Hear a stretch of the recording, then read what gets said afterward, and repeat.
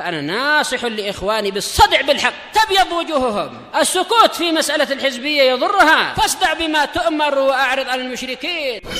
سلامي على دماج ورجالها والشيخ يحيى ودار العلم يا سلام.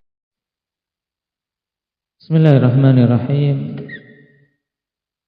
الحمد لله حمدا كثيرا طيبا مباركا فيه كما يحب ربنا ويرضى. أشهد أن لا إله إلا الله وحده لا شريك له وأشهد أن محمدا عبده ورسوله صلى الله عليه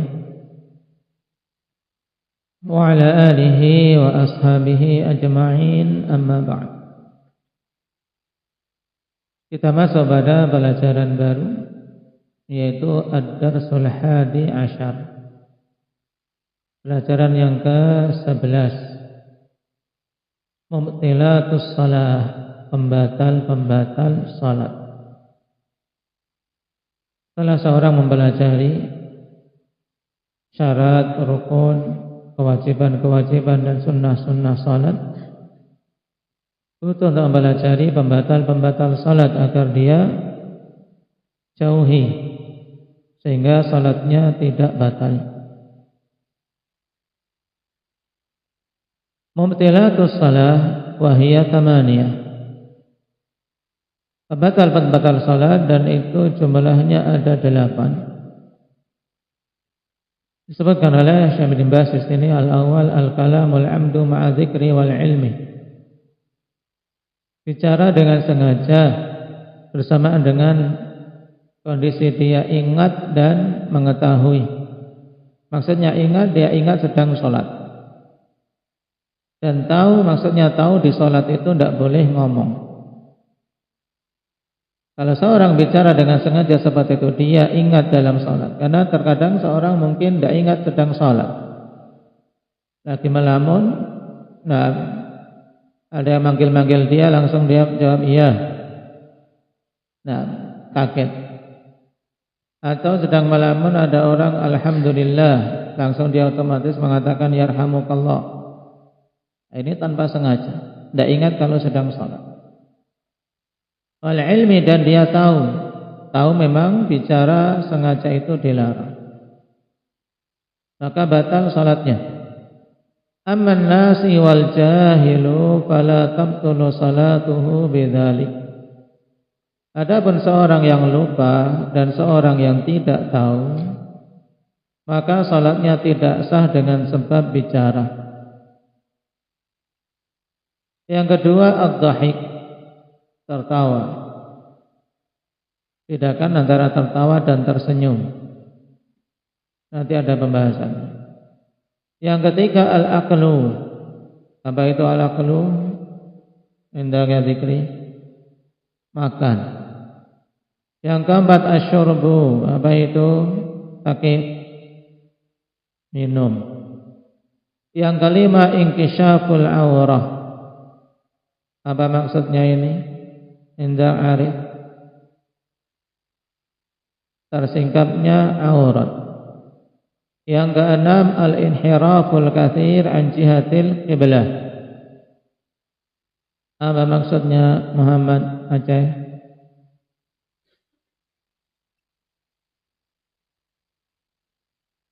Bergeser banyak dari arah kiblah. Jadi dia menghadapnya dia bergeser banyak dari arah kiblah. Ataupun bergeser condong atau serong sedikit dari arah kiblah tidak bermadarat bagi yang jauh dan tidak melihat Ka'bah. Adapun bagi yang melihat Ka'bah, maka harus betul-betul lurus menghadap ke Ka'bah. Telah kita lewati dulu dalam syarat salat. Yang ketujuh, al-'abathul katsirul mutawali fis shalah. Yang ketujuh itu al-'abathul katsir, yaitu bergerak yang banyak, pergerakan yang sia-sia, berbuat yang sia-sia, al-'abath, garuk-garuk, kemudian pegang-pegang jenggot, kemudian main-main kuku, Ini abad, nggak ada kaitannya dengan salat. Nah, ketika itu katsir banyak, mutawali berturut-turut. Jadi berbuat atau melakukan gerakan selain gerakan salat yang banyak, kemudian berturut-turut di dalam salat. Yang ke-8, intiqadut taharah, batalnya taharahnya, batalnya wudu dengan mudahnya. Baik, kita baca syarah. Laman tahal mu'allif rahimahullah min dzikri syurutis salati wa arkaniha wa wajibatiha wa sunaniha al-qawliyyati wal fi'liyyah, syara'a fi dzikri mubtilatis salah. Tatkala mu'allif, yaitu siapa? Akbar Syekh Ibn Baz rahimahullah ta'ala, selesai dari menyebutkan syarat-syarat salat, rukun-rukunnya, kewajiban-kewajibannya, sunnah-sunnahnya, baik yang berupa perkataan maupun perbuatan, maka beliau memulai untuk menyebutkan pembatal-pembatal salat. Tujuannya apa? Liyakunal muslimu ala hadarin min ibtali salatih bi fi'li ahadi hadhil mubtilati tsamaniyah, agar seorang muslim itu berhati-hati dari membatalkan salatnya dengan melakukan salah satu dari pembatal-pembatal yang 8 ini. Kenapa? Karena ketika telah melakukan suatu ibadah, hendaknya dia menjaga agar ibadahnya sah, tidak terbatalkan. Wa hiya ala ma dzakarahu Syekh rahimahullah ala nahwi tali, dan pembatal-pembatal ini sesuai dengan apa yang disebutkan oleh Syekh rahimahullah taala sebagai berikut. Awalan al-kalam. Sekarang kita masuk pada penjelasan masing-masing pembatal salat. Yang pertama yaitu berbicara. Ai anna min mubtilatis salati an yatakallama fis salati bi syarti an yakuna amidan lil kalam. Maksudnya termasuk dari pembatal-pembatal salat, yaitu seseorang berbicara di dalam salat. Ya, dia bicara, ngomong, bukan baca-baca zikir. Kalau zikir dalam salat itu tidak dimaksud dengan kalam, bukan yang dimaksud dengan kalam di sini, tapi ucapan-ucapan selain dari apa? Zikir-zikir yang dituntut di dalam salat. Nah, dia berbicara di dalam salat dengan syarat bahwasanya dia itu amidan lil kalam, sengaja untuk berbicara. Aliman bi annal kalama fi salati yubtiluha, dalam keadaan juga dia berilmu, dia sengaja dan tahu bahwa berbicara di dalam salat itu membatalkannya. Idza kana fi ghairi maslahatiha, apabila perkataan tersebut pada selain perkataan yang demi kemaslahatan salat. Berarti di sini ada kait yang disebutkan oleh syarih wafaqahullahu taala tentang perkataan yang membatalkan salat, yaitu ketika sengaja, kemudian ketika dia tahu bahwasanya berbicara selain zikir-zikir dalam salat itu membatalkan salat. Kemudian beliau menambahkan yang ketiga, yaitu apabila perkataan tersebut bukan demi kemaslahatan salat. Baik.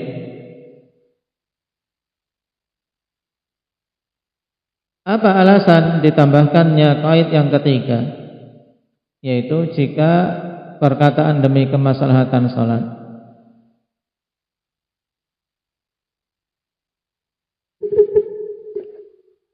Likisati dzil yadain wa kalamihi ma'an Nabi sallallahu alaihi wasallam. Berdasarkan kisah Dzul-Yadain dan pembicaraan bersama Nabi sallallahu alaihi wasallam. Yaitu ketika Nabi sallallahu alaihi wasallam salat zuhur atau asar cuma 2 rakaat. Kemudian Dzul-Yadain berbicara kepada Nabi sallallahu alaihi wasallam. Nah, Sayyid, aku siratis salatu am nasita ya Rasulullah. Apakah salat diqasar atau Anda lupa wahai Rasulullah? Nah, ini perkataan. Nah, fa inna hadza kana limaslahati shalah, sebab sesungguhnya ini dulu diucapkan untuk kemaslahatan salat. Wa kama ya'ti naqlul ijma' ala dzalik, sebagaimana akan datang penukilan ijma' atas hal tersebut. Qala wa dalilu ala hurmatil kalami fi shalah wa annahu yubtiluha ma jaa'a fi hadithi Zaid bin Arqam radhiyallahu anhu. Qal kunna natakallamu fi shalah. Adapun dalil tentang haramnya berbicara di dalam salat, yaitu hadis Zaid bin Arqam. Beliau mengatakan dulu kami berbicara, yaitu berbincang-bincang di dalam salat.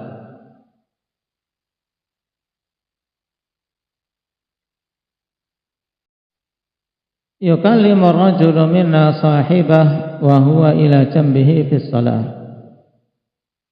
Seseorang berbincang-bincang di antara kami dengan temannya dalam keadaan temannya ini berada di sampingnya ketika salat.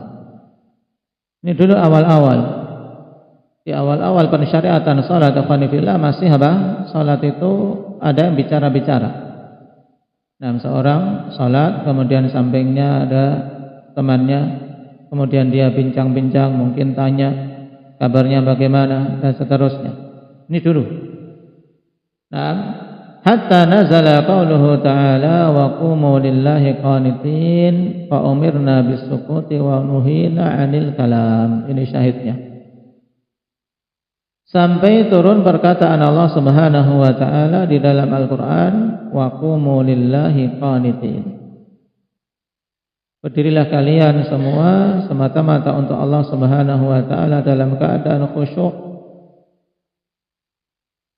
Maka kami pun diperintahkan untuk diam dan dilarang dari berbincang-bincang. Hadis ini sahih dikeluarkan oleh Imam Muslim. Larangan dari apa? Kalam di dalam salat. Wa aidan kisah Muawiyah ibn al-Hakam as-Sulami lamma takallama fi salati jahilan. Dalilnya juga yaitu kisah Muawiyah ibn al-Hakam as-Sulami.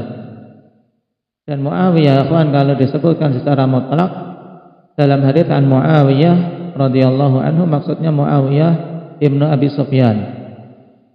Adapun yang dimaksud, apabila dimaksud Muawiyah yang lain, maka harus diberi penjelas Muawiyah Ibnu Man. Nah, misalnya ini Muawiyah Ibnu al-Hakam as-Sulami, ya harus diberi penjelas. Nah, kisah Muawiyah Ibnu al-Hakam as-Sulami tatkala beliau berbicara di dalam salat karena tidak tahu. Dalam kondisi saat itu masih jahil, belum mengetahui bahwasanya berbicara di dalam salat itu dilarang. Wa qala lahu an-nabiy sallallahu alaihi wasallam, "Inna hadhihi as-salata la yasluhu fiha syai'un min kalamin nas. Innama hiya tasbihu wa takbiru wa qira'atul Qur'an." Wa lam ya'murhu an-nabiy sallallahu alaihi wasallam bil i'adah. Nah,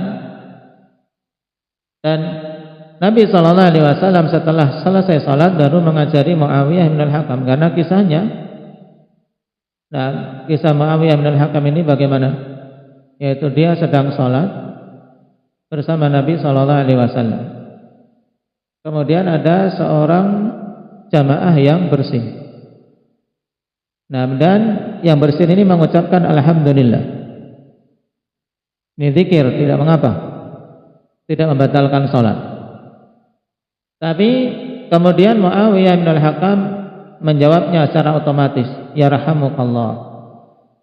Nah, padahal kalau di dalam salat boleh tidak? Tidak boleh.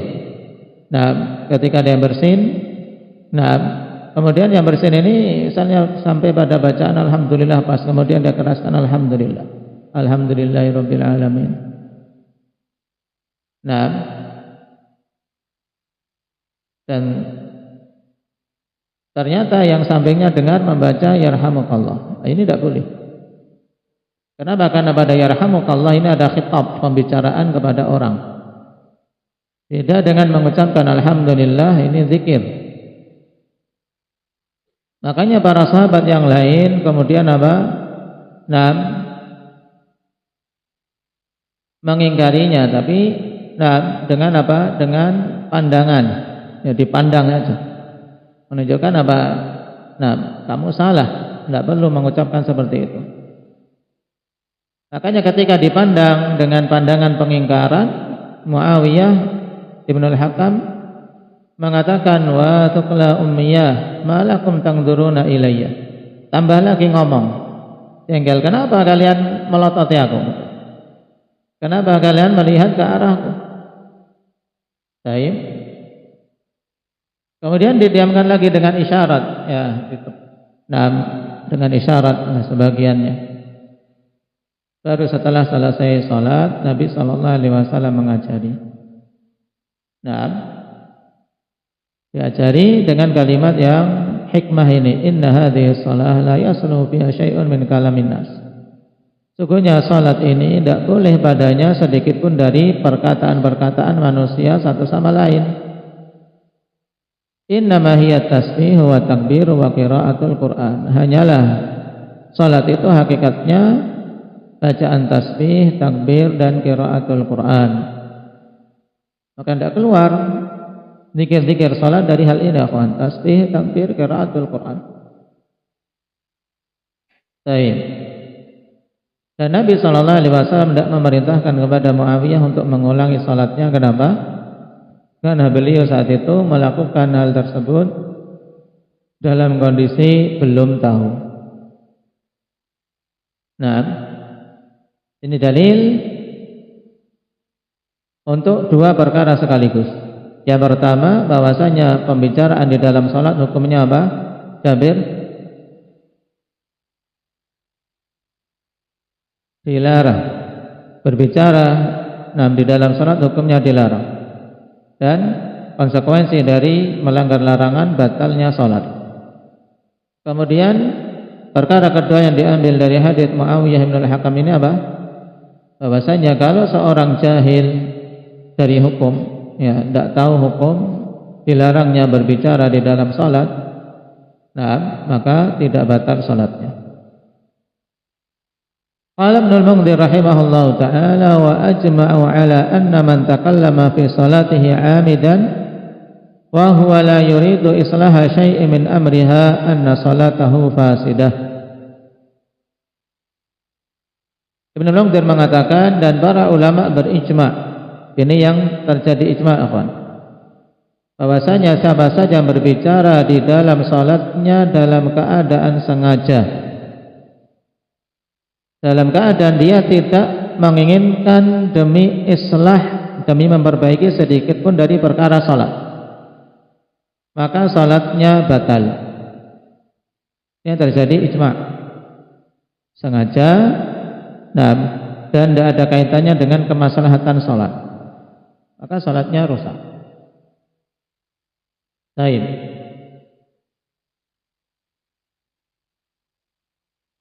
Wa zahiru kalami Syekh rahimahullahu taala anna al-kalam al-'amda ma'a dzikri wal 'ilmi mubtilun lis-shalah sawa'an kana dzalika li maslahatiha am la. Dan zahir perkataan Syekh rahimahullahu taala bahwasanya pembicaraan sengaja bersama dengan dia ingat kalau dalam kondisi salat dan tahu itu membatalkan salat, ya, bahwasanya dalam kondisi dia tahu perkataan itu dilarang, maka itu hukumnya mubtilun lis-shalah, membatalkan salat. Sawa'un kana dzalika limaslahatiha am la, sama saja apakah itu demi kemaslahatan salat atau tidak. Dan ini yang rajih, ikhwan. Taib, yang rajih berkaitan dengan masalah berbicara dengan pembicaraan selain zikrullah demi kemaslahatan salat. Ini juga membatalkan salat. Contoh berbicara demi kemaslahatan salat misalnya Imam lupa,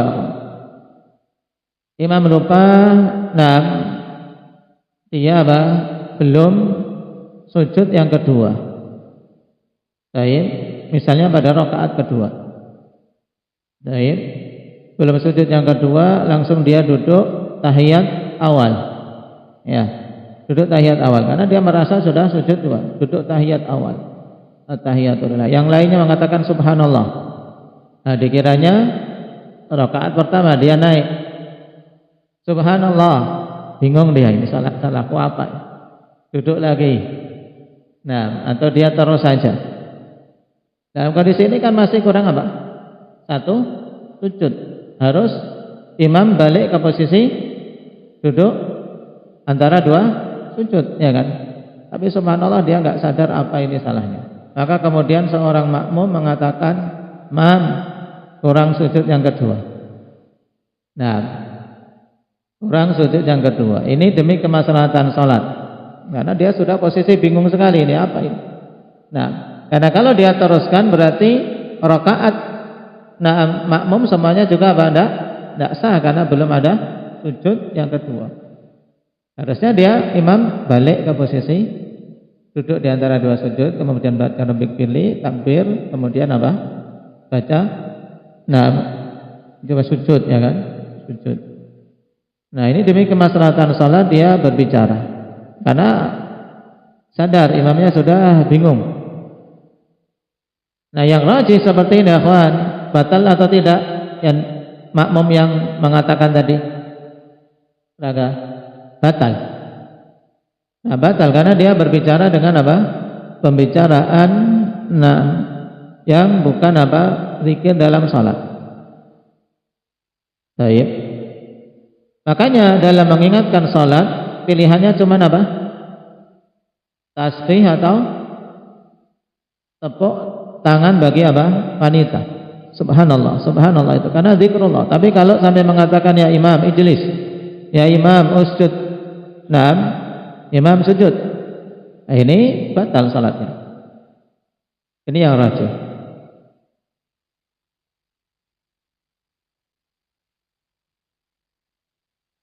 Adapun pada kisah Dzul Yadain, nah ini tidak bisa dijadikan dalil dalam pembahasan kita. Kenapa? Karena saat itu Dzul Yadain tidak menyadari itu di dalam salatnya, tidak. Karena Nabi sudah salam, paham? Nabi sudah salam, sudah selesai salat. Nah, sudah dalam kondisi lupa bahwasanya itu di dalam salat. Kenapa? Karena Nabi lupa di dalam salat sebab beliau merasa salatnya sudah selesai. Nah, sehingga kisah Dzul Yadain tidak bisa dijadikan dalil bahwasanya apabila berbicara demi kemaslahatan salat itu tidak membatalkan. Kalau seandainya tidak membatalkan, maka tentu lebih mudah mengingatkan imam dengan dengan ungkapan daripada dengan tasbih, ya tidak. Terkadang dengan tasbih tidak jelas, subhanallah, ini salahnya apa? Nah, ini berarti yang dirasikan oleh Syekh Ibnu Baz itu yang kuat, bahwasanya berbicara walaupun demi kemaslahatan salat selama dia dalam kondisi ingat dan tahu bicara itu dilarang, maka batal salatnya. Nah, mungkin dari sisi ini dia mengorbankan diri karena daripada salat orang lain semuanya batal, tidak masalah kemudian dia mengulangi atau menyusul imam dari awal. Qala amma in takallama jahilan aw nasiyan fala tabtulu salatuh. Adapun apabila dia berbicara karena jahil atau karena lupa, maka tidak batal salatnya. Kama nassa alaihi Syekh rahimahullahu taala li hadits Ibnu Abbas radhiyallahu anhuma anna Nabiy sallallahu alaihi wasallam qala innallaha tajawaza li an ummati al-khata'a wan nisyan wa mastukrihu alaihi. Berdasarkan hadits Ibnu Abbas bahwasanya Nabi sallallahu alaihi wasallam bersabda, sesungguhnya Allah Subhanahu wa taala tajawazali. Maksudnya apa ini tajawazali? Indak ya Mujahid, memaafkan. Nah, Allah memaafkan dari umatku al-khata', itu kesalahan. Al-khata' yaitu sesuatu yang dilakukan ikhwan. Nah, inginnya A tapi jadinya B, ini keliru, sesuatu kekeliruan. Nah, tanpa kesengajaan. Wanisyan dan kelupaan, pamastukrihu alaih dan apa-apa yang dia dipaksa atasnya.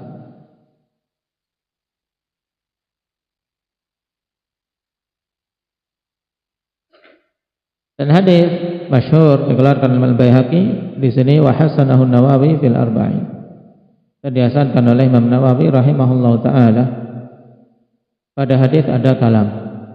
Tapi hukum syariat di atas perkara ini, yaitu kekeliruan, kelupaan, dan ikrah merupakan salah satu udzur. Wa huwa riwayatun an Ahmad wifaqan li Malik wa Syafi'i wa jumhuril ulama, dan ini salah satu riwayat dari Imam Ahmad dan mencocoki Imam Malik, Imam Syafi'i dan jumhur ulama. Nah, bahwasanya kalau bicara dalam kondisi jahil, tidak tahu, atau dalam kondisi lupa, tidak batal salatnya, dengan kisah Muawiyah bin Al-Hakam As-Sulami radhiyallahu anhu. Baik. Tsaniyan, pembatal yang kedua ad-dhahik, tertawa. Wa yu'abbiru anhu ba'dul fuqaha bil qahqahah. Dan sebagian fuqaha mengungkapkan dengan qahqahah, bi haitsu yakunu as-sautu yasma'uhu al-musalli aw ghairuh, di mana suara tertawa ini ya didengar oleh orang yang salat itu sendiri atau selainnya, dia tahu atau ketawa ya, bukan sekedar senyum, tapi apa, tertawa qahqahah, yaitu ada suaranya, ada bunyinya. Dan ini membatalkan salat berdasarkan ijma'. Yaqul Ibnu al-Mundhir rahimahullah wa ajma'u ala anna ad-dhahika yufsidu shalah.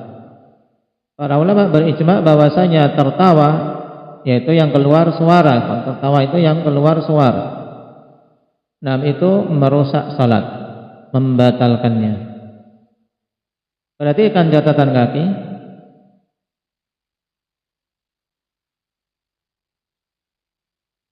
Penukilan ijma' ini disebutkan dalam kitab Al-Ijma' dalam karya Ibnu al-Mundhir rahimahullahu ta'ala.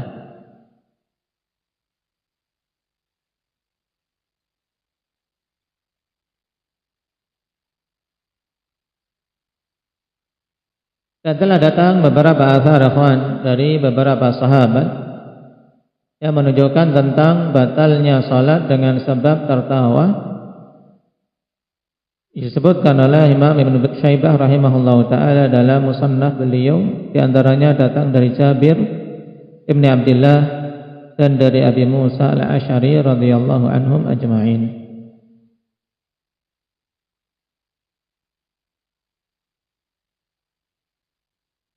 Dan ilahnya apa ikhwan? Para ulama sampai berijma' bahwasanya tertawa itu membatalkan salat. Li'annahu afhashu minal kalam. Alasan pertama, li'annahu afhashu minal kalam, karena tertawa sampai keluar suara itu lebih parah dari berbicara. Ya, lagi sholat kok ketawa, lebih parah. Ditambahkan raga, nanti ditanya tidak bisa. Lima yusahibuhu minal istighfa bi salati wa tala'ubi biha. Kenapa? kok dikatakan lebih parah? Karena orang yang tertawa itu padanya apa? Peremehan terhadap salat dan bermain-main dengan salat. Makanya ijma', tidak ada khilaf, kalau ketawa sampai keluar suara batal salatnya. Kenapa? Karena lebih parah dari berbincang-bincang. Sebab kalau sampai tertawa ini menunjukkan peremehan terhadap salat dan bermain-main dengan salatnya.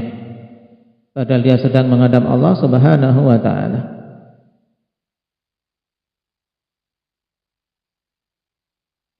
Qala wa amma tabassumu fala yubtilus shalah. Adapun sekedar tersenyum itu ya sekedar apa?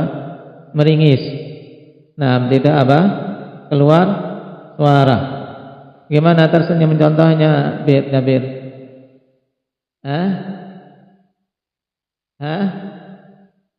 Baik.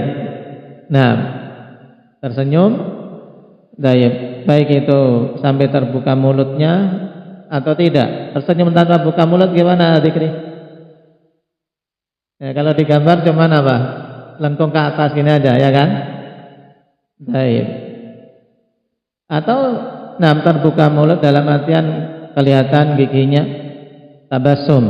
Enggak ada suara yang keluar, maka tidak batal salatnya. Qala Ibnu Qudamah rahimahullahu taala wa aktsaru ahli ilmi ala anna tabassuma la yufsiduha ay as-shalah. Mayoritas para ulama berpendapat bahwasanya tersenyum itu tidak membatalkan salat.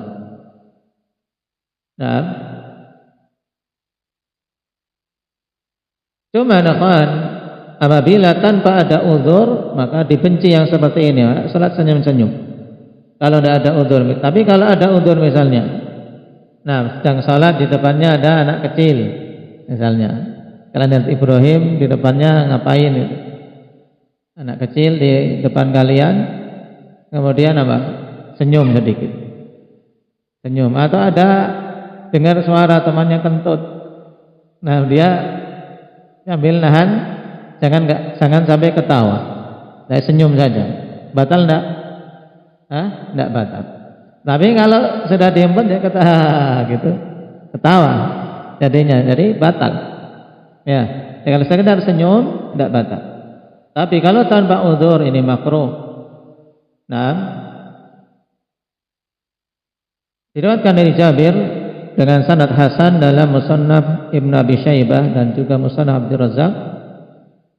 Beliau mengatakan la yaqta'us salata at-tabassumu walakin yaqta'ul qarqarah. Tidak akan memutuskan salat at-tabassum. Ya, tidak memutuskan salat at-tabassum, yaitu sekedar senyum. Akan tapi yang memutuskan salat adalah qarqarah, yaitu tertawa sampai terdengar suara.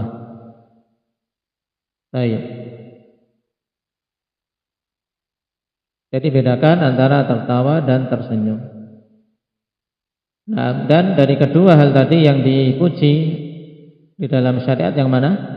Yang tersenyum, tapi kalau di luar salat. Kalau di dalam salat tidak perlu senyum-senyum sendiri.